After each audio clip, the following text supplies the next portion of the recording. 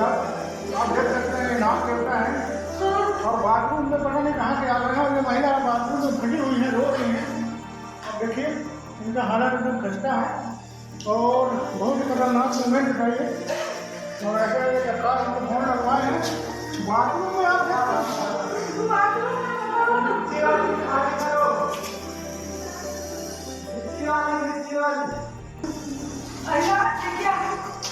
बिल्कुल नहीं देखे थे आप? बिल्कुल मैं नहीं देखी, मैं बाथरूम के ड्यूटी जब कुछ कर रहा था वो भाई की इज्जत। ठीक है लीजिए।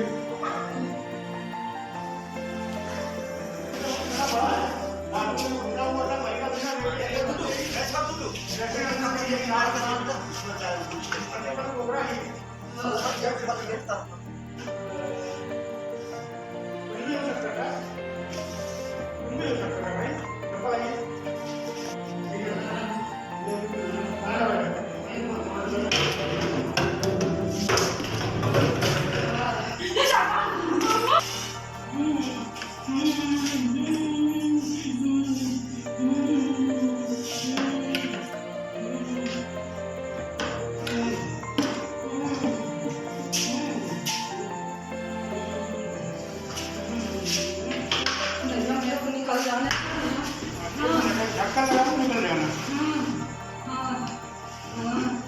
सही है यार,